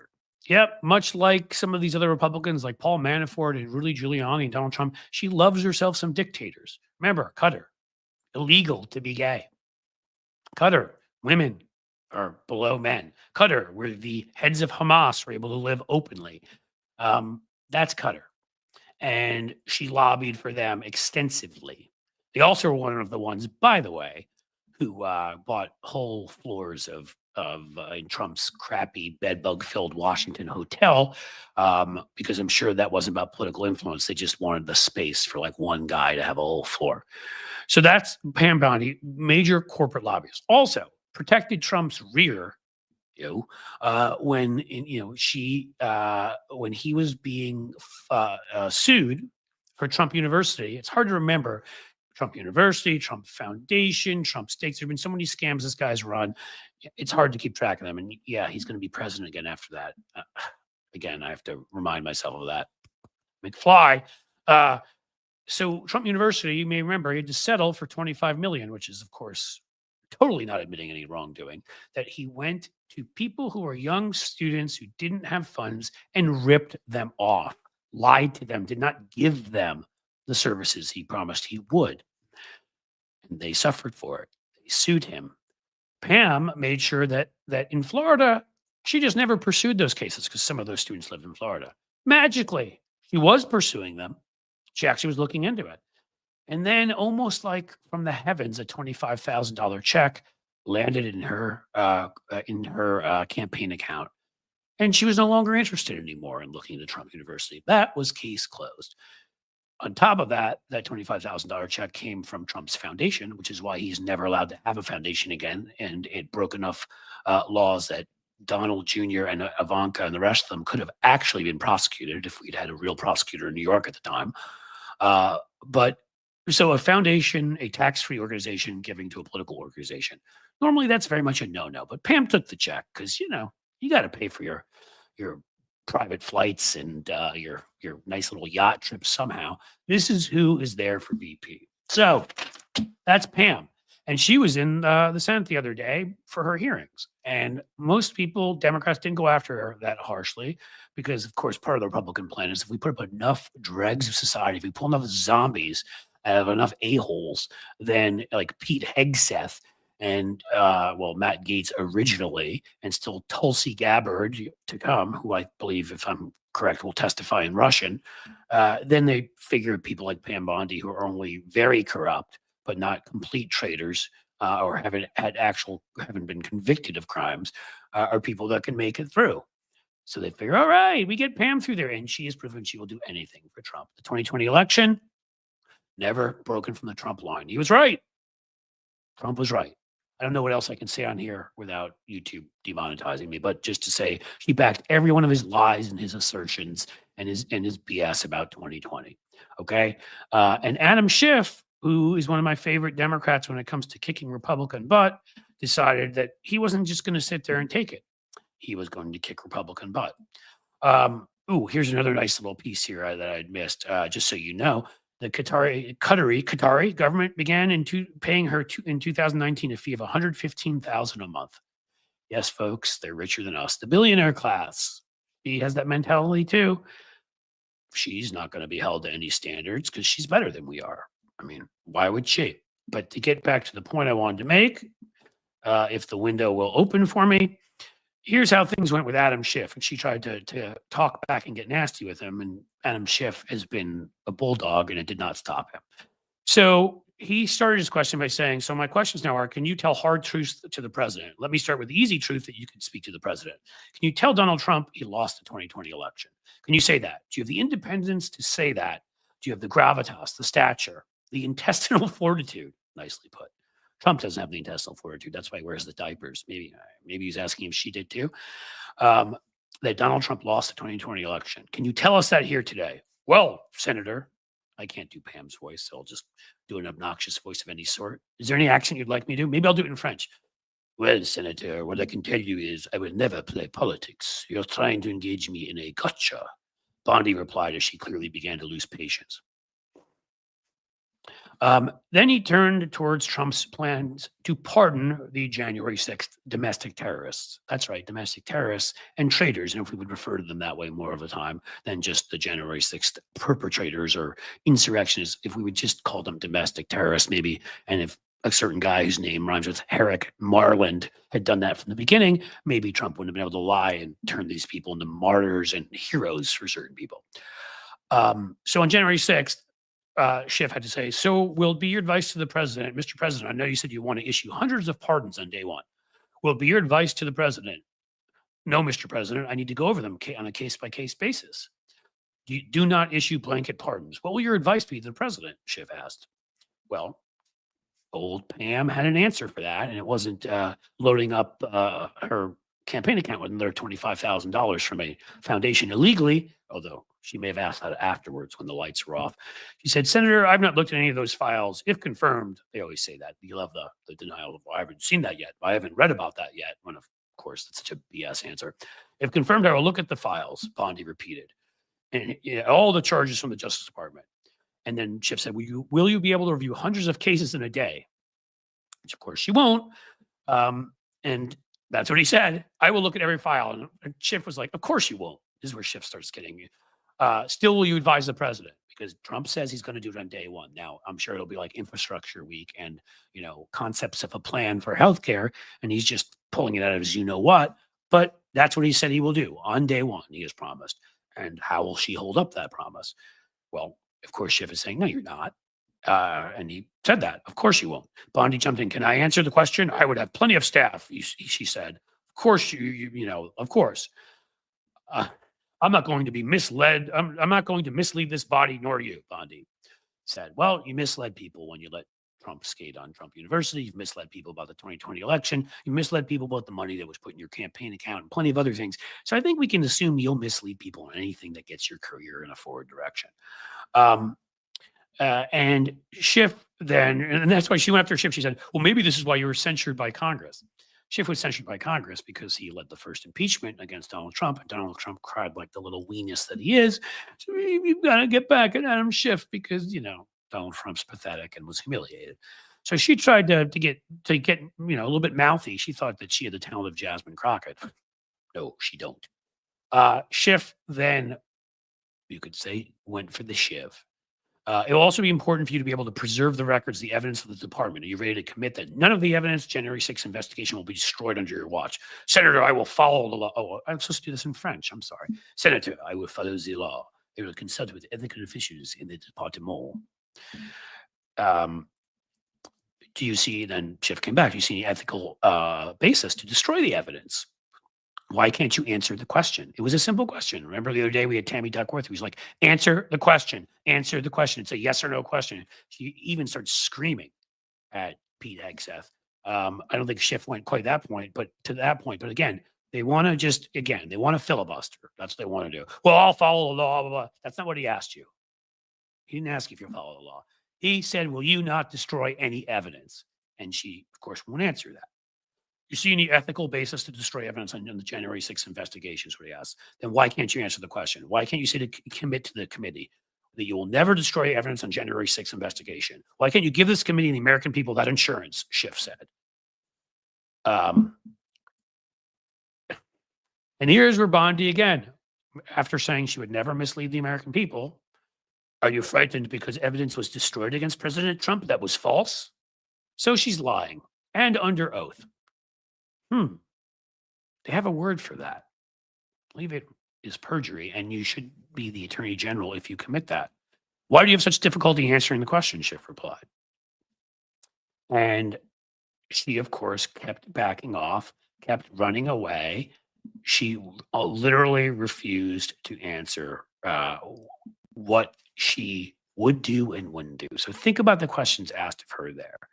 All right. They were very simple and straightforward. Will you tell the Americans the truth about the 2020 election? Wouldn't answer. Will you not destroy evidence? Wouldn't answer. Will you look at all these on day one, the January 6th pardons? And on that, she kind of BS'd her way through it a little bit, and then afterwards chose not to answer the question. So, listen, wasn't his fault. Adam Schiff had to go and answer had to go and can of whoop ass on her, and basically start almost yelling at her to answer the damn questions because these people don't answer anything they don't think they have to. Should have asked her, maybe he did, about Qatar. Did you like getting paid $115,000 a month to work for people that corrupted the U.S. government, who consider women to be inferior, who consider it illegal to be gay, who like to house terrorists in their ranks? Does that make you proud? I wish somebody had asked her that, but that one I don't think they got to. But I think in the end, Schiff made it pretty clear who she was, that she is a liar, a cheat. She is a traitor because she lied about the 2020 election, and she fits right in with this. And I'm glad that he started yelling at her, no, you won't do this, and no, you're not going to do that. You won't answer this. Another question. That's another question. You won't answer it. Like, I'm glad that he just kept going. He wouldn't let her filibustering stop him. So Pam Bondi, James Bond, Rookski was pretty much made to look like a fool. And now she's really pissed at Adam Schiff. Ta-da. And you have, you have that takedown in Cliff's note. And what I'll do with these, folks, because I'm going to get smarter up here. I'm going to learn how to include video with these when I do them. I will have someone of the Tony Michaels or other variety train me to do it. Thank you. We've got, I'll talk about that in a second, but thank you, Mass 1959 for the super chat. Learn more to video and images and that kind of thing, because what I'm going to do is, while you all have to watch my videos when I create them, is after I do the rant on here, I take it, but I add the video clip in there. So I know it's harder to picture it. And that may not have even sounded like it was as rough as it was. But if you see the video of it, he just kept going at her about it, kept telling her, you won't answer questions. No, I mean, like she kept trying to sort of hide, and he kept basically kicking some arse. And I think that is important because, again, as we know, way too many Democrats sit there and sort of are like, well, maybe I should be a little more polite, blah, blah, blah, blah, blah. And no, you shouldn't. You need to take these people apart. You need to expose them for who they are. And, if you destroy them, their careers, and make sure they never serve again, well, that would be better for all of us because they don't belong in government. So in any case, that's what happened. I don't know. Any of you Floridians have anything to share on Pam? What do you got? I'm sort of annoyed because I thought I missed a paragraph in here. I thought there was a little bit more when I read through it the first time. But I can just sit here and rub my beard as I'm looking through it and hopefully look like I'm very much like I'm concentrating. So in any case, that's where we are. What do you guys think? Huh? Schiff is that wonderful dog with a bone. Yes, Matthew Tarpley, that never lets up. That's right. That's probably you described it better than I did during that rant. He just kept on her. And again, I don't want to be critical of Democrats. I think his moving to the Senate is huge because we already have Tammy Duckworth there, and we already have Brian Schatz there, and we already have Chris Murphy there. There is a sort of, and I'm missing a few, I know, a cadre of folks who are on the Democratic side that are bulldogs and will not take crap and will keep going at them. And we need more and more all the time. The House has a ton of them now, but we need more in the Senate. And so I'm really happy that Adam Schiff is there to do this. Right. Warren. Funny you bring up Elizabeth Warren. We'll get to that in a little bit because what she did was pretty awesome too. And that's that'll be a shorter one because that was just a straightforward, butt kicking of Hegseth for something he said in the past. And of course, he'll never live up to the things that he asks for others to promise. But then again, he may have been drunk or more drunk or blackout drunk or passed out drunk, or maybe he was asleep because he was getting another Nazi tattoo and the pain was too much for him and they gave him sedatives. You don't know. So you can't fully blame Pete Hegseth.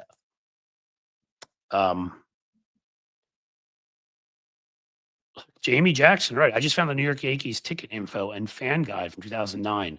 Bleachers were $12. Yeah. Different world back then. Somebody earlier, was it Star Gal or I remember I saw the name. I wanted to bring it up while Will was on there because Will's a big baseball fan too. One of you compared me to or said something about me and Lou Piniella. And I don't think you even knew that, like, on that Yankees team when I was like 4 years old, he was my favorite player. So whoever did that, if you're still here, thank you. That's neither here nor there, a little side thing. What else, guys? I can go into the next rant. We are at 3:35. It's amazing how quickly things go by when there's a guest on, huh? But I want to give you guys an opportunity to say some things. I also want to thank the folks and also tell you that super stickers, super chats help, Patreon memberships help, Substack memberships help. Subscribing at YouTube helps. These are all things that help. So first, Michael McAndrews, hey, he's a new member. And he's already a member over at Patreon, I believe. So he's a member everywhere. Thank you, Michael. I appreciate it. I don't know what to say with you anymore. You've been so kind and generous in so many ways. and Mass 1959 for $4.99. Well, I should put this up on the screen, but I also wanted to let you know while I'm doing this, guys. Again, it's going to be tomorrow when we're going to consolidate the levels and I've told you this before at YouTube. There will be one level that'll be $5.99 because it's just too hard to keep up with these two places that do all this different stuff. So you will get good stuff for $5.99. You'll get some posts. You'll get two videos every week on my thoughts that will be just for you guys, and there's some other stuff in there too. But if you want the higher level perks, those are over at Patreon. So you'll have to go there for those. And if you want to be a $3 member, that you'd have to go to Patreon for that too. There's just going to be this one level. So anybody who joins like a 10 and above, I don't know if I saw somebody say you did that, Michael, but I'll probably then, send you a note like I send other folks a note that if they want to be at the 10 or above level, yeah, that was something where you would have to get those perks, do that over at Patreon.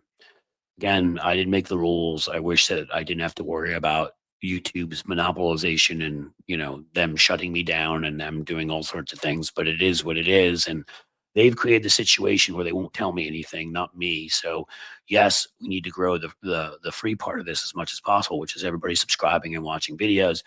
But on the other side of things, I hope it's obvious to you why I'm pushing towards Patreon, because we can be in direct contact. I have your emails or information there. And so I don't have to worry about a large monopolistic entity one day getting a great tax break from Donald Trump if they shut me down. And not just me, that would be everybody. So thank you. Any case, Michael McAndrews, anybody who joins anything and supports me, I can't tell you how much I appreciate it. Mass 1959, tuning in late. If Will did not mention it, if you can subscribe active to his weekly newsletter through the Inquirer website. He did mention it actually, Mass 1959, but I appreciate your bringing it up again, and maybe we will try to put it up again before the end of the show.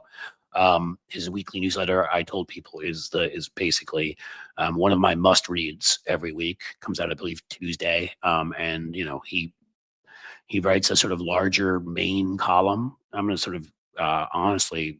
But some of what I'm going to do on Substack is going to be modeled after what he does. His is so good because he'll give you the big bulk column that's on politics and then things of interest below and other things he's interested in that some of them are political, but bullet points, music, sports, interesting things.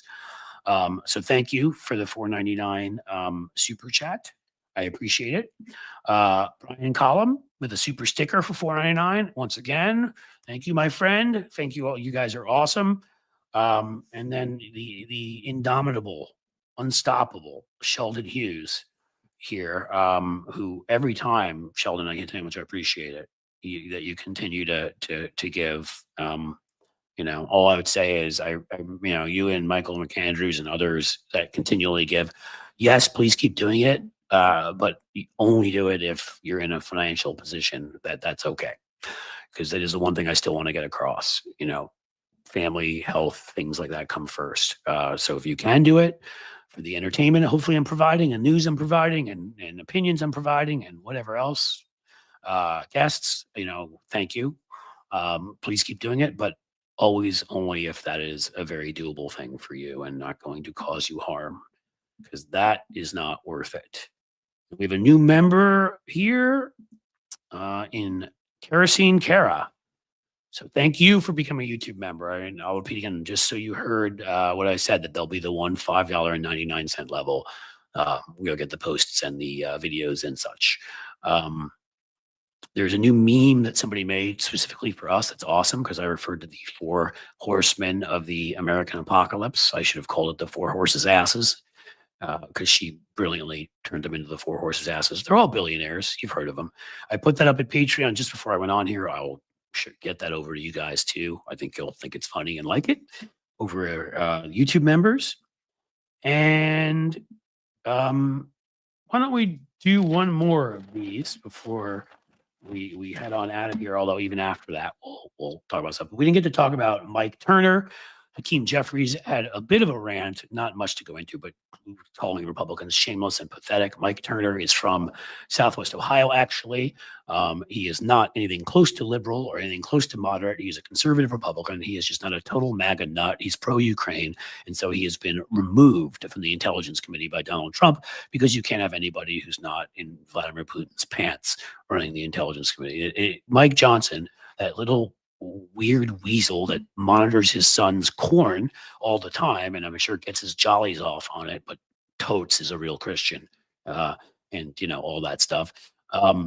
He apparently went to Turner and said, "You've been fired. Mar-a-Lago is concerned," and so that's what it is. Remember when there was a time when these bodies were independent from each other, that was part of the separation of powers, that there was pride in being in the Senate, pride in being in the House. You didn't just do what the president told you to do, even no matter what party they were from. Right. Not in Donald Trump's cult. Mike Johnson is all about that cult because he's a fake Christian. He might as well be a real cultist somewhere. And so, Moses Mike Johnson, right? The guy who said God spoke to him and said he was like Moses. Yes, you're like Moses. You're more like a deranged, wimpy, doofus version of Pee Wee Herman. You're like Pee Wee Herman's twin, his alternate twin, but the one who's nasty, evil, and lies somewhat about what they do behind the scenes. Right.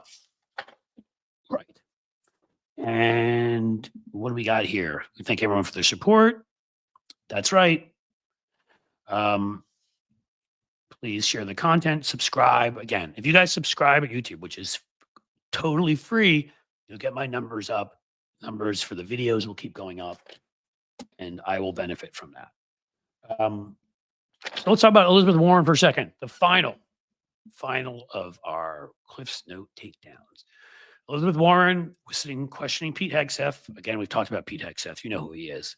The guy who wears the Teddy Roosevelt t-shirt and has been publicly drunk on so many occasions. Jack Reed had to sit there and make a list of for about 3 minutes, Senator Jack Reed, where he kept saying, "It's online smear, online smear." They're all online smears.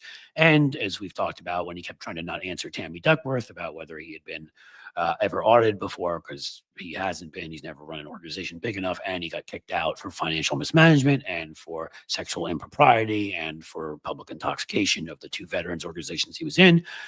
She just started blasting him and would not let him get away with it. Numerous senators, others that I haven't talked about, Tim Kaine did a great job. I did say Jack Reed. I'm trying to think of others, but Elizabeth Warren did a terrific job. Elizabeth Warren is also great at just staying on the point. And her point with this guy is he'd made this grand pronouncement that generals should never serve as lobbyists in the defense industry after they leave.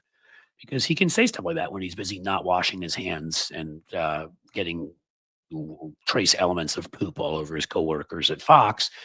Again, how did he get that job? You ever see that thing with him out on Fox when he was out on the sidewalk and they were practicing axe throwing?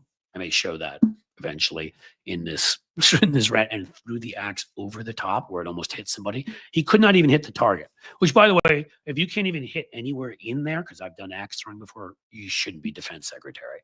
Throw aside the sexual assault, throw aside the financial impropriety, criminality potentially, throw aside the fact that you're sleazy and you look like you piled a bunch of mayonnaise in your hair, throw aside the fact that you've got a Nazi cross, throw aside the fact that you say women shouldn't be able to serve in combat, even though most of them would kick your ass.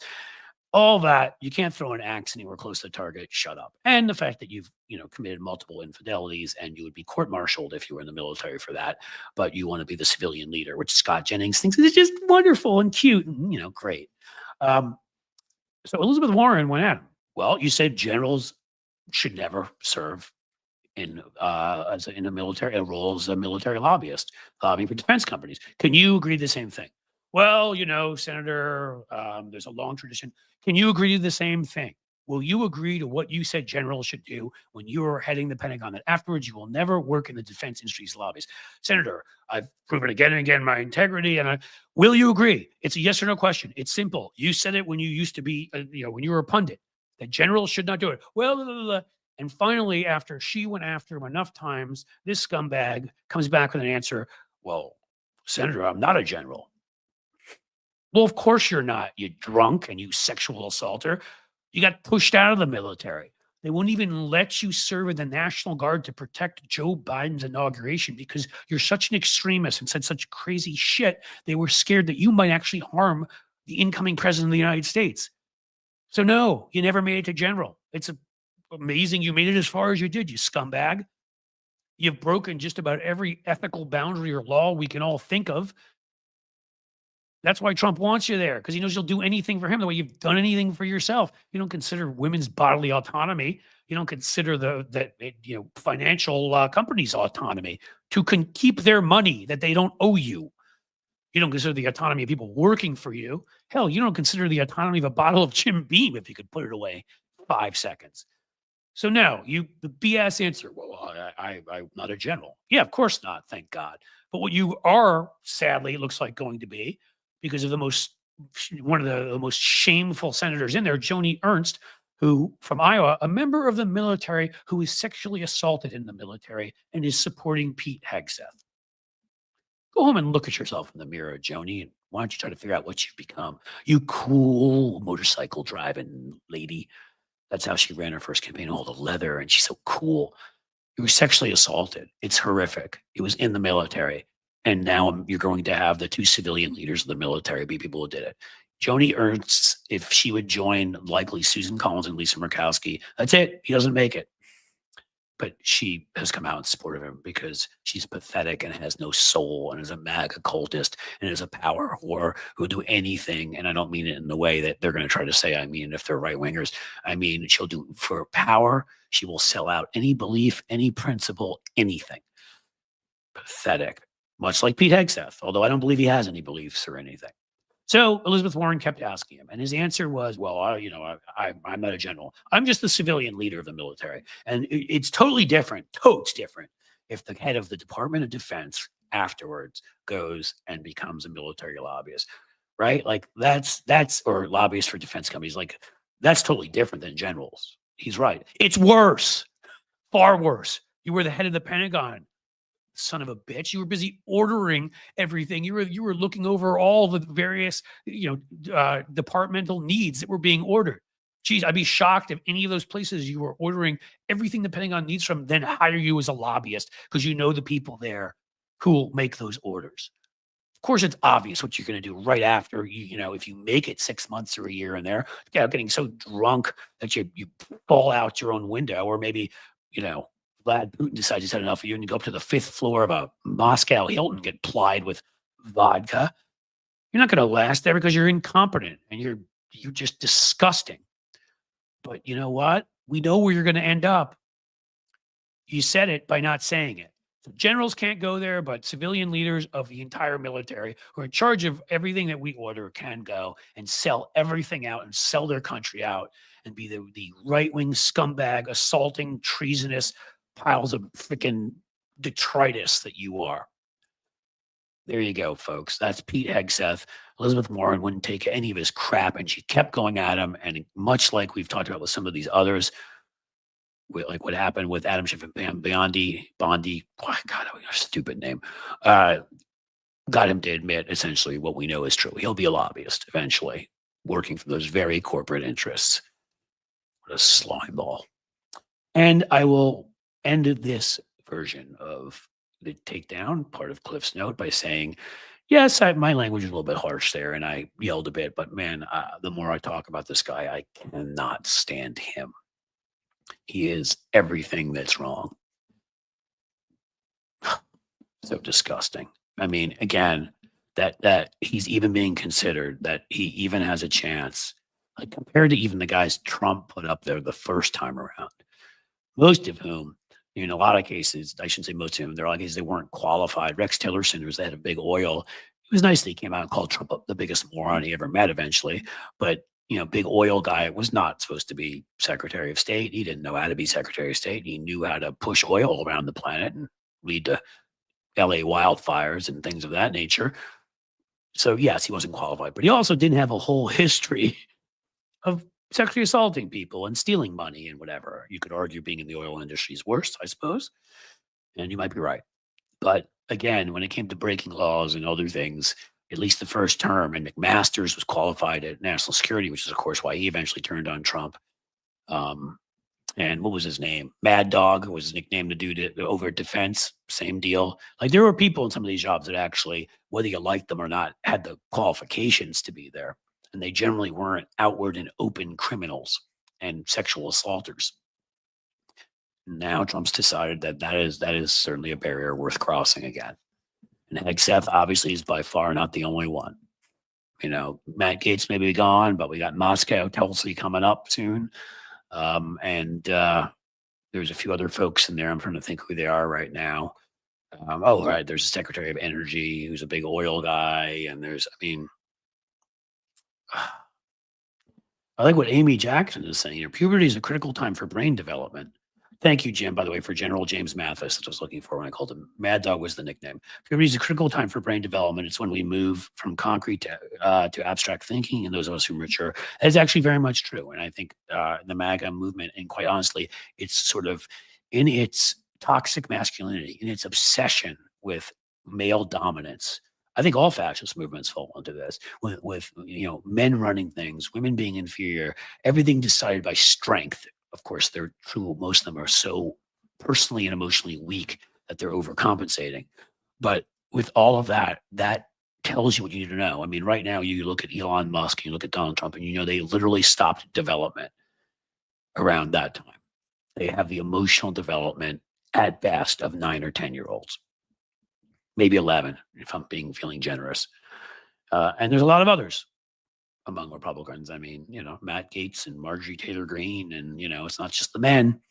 The women. I mean, it is much more often the men, though. If we're going to be honest, the men are like 80% of the ones that suck, and that's probably being generous. But you still get your Joni Ernsts, and you still get your Marjorie Taylor Greenes, and your Lauren Boeberts, and your Deb Fisher with her racist, googly-eyed husband who wouldn't shake Kamala Harris's hand. Again, I'm still making the argument his eyes were drawn on. You're going to have to prove me wrong on that. I think we've covered almost everything. The one thing I didn't say is when I talked earlier about Greenland. So it wasn't just that all the people don't want us there, but they have 5 parties in their parliament. And all 5 parties voted unanimously. I don't think that happens very often, to say, America, go stick it up your whatever. No, Donald Trump. Here's the middle finger. We don't want you here. Greenland ain't going to become part of America. Get bent. And that was really a shorter story. I put out a short about that earlier. But Greenland ain't just inviting the Trump family in to come in and make it a sordid, seedy, gauche, gross, you know, make it look like Mar-a-Lago, where all the men and women will have had 3 different faces, and all the women have had so much plastic surgery, their boobs are above their heads. The men have had so much plastic surgery around their midsections and had liposuction and God knows what else, to pretend they actually have maybe walked up a flight of stairs. I mean, just that gross white trash, you know, trashy look of Mar-a-Lago. I don't think Greenland wants that. I think Greenland's pretty happy being what they are. Look, they have had the best PR agent in Leif Erikson of all time. It's a big piece of ice, and he named it Greenland to get people to show up there. It had to be green. So they're sticking with that. All right, guys, I think we're about done. There are a few people that asked me if I can before I turn this off, the stream, let the end screen run, because I guess there are people who didn't get that was the end, or there's some other reason. I don't remember what it was, but I've been turning it off before that lately. Cynthia Rice, the Intuit people, are not selling their home. No, they're not. So last thing I'll say is, before I turn this off and go, is who's coming with me? I just need one more, guys. Somebody tell me they joined Patreon. Don't make me Terry McGuire it. Can somebody 99-cent super sticker? Or how about this? Just tell me you subscribe to my YouTube. Be honest, of course. Just something. Let me leave with something. Matthew Tarpley, I didn't mean the graphic with the music. I don't know. Someone was upset that I didn't let that go all through. I'm on all of them now. Well, thank you, Lefty Gramps. Hopefully we won't have more. Or the Substack. You can go, again, it's free. Go sign up there. They like the outro. Well, we're going to give that to them, Jim. It's 3:56. And the problem is I can't go more than 2 hours because I have to go in and do an extra 20 minutes or more of work to chop it up because they will not let you replay live streams longer than 2 hours. Everybody has to be a pain in the butt is the rule in life and make you do more than you should have to do. I subscribe. Jason Zaya, thank you. I just subbed and unsubbed. Well, Bob, that's not nice. That's just not nice. Lefty Gramps, I read your column this morning. I hope you liked it. Thanks for what you do. And there we go. Michael McAndrews, you're putting me to shame and embarrassed me again. Let's keep talking. You are a prince, a scholar, a gentleman, a connoisseur, a Beau Brummel. You are the best. You are awesome. We should raid another stream for some more followers, Cliff's Edge. Well, we should, but I got to find it. We got Hal and we got Tony. I'll see who else we can get. Cliff is a national treasure from Watusis. I am not, but I'm a pretty cool, I'm a cool guy. I think I'm a good guy.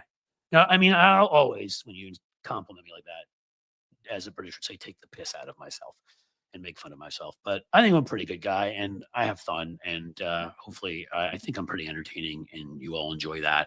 So thank you for coming back. Thank you for supporting independent media, especially as we watch CNN's loser boy there, Scott Jennings and whatever crashing around us. And then more of that's going to happen. Keep supporting independent media. Keep giving. If you give any super chats or anything else on the way out, I will just tell you that I will thank you ahead of time. And as the sun sets slowly in the west, my friends, I must bid you a fond farewell.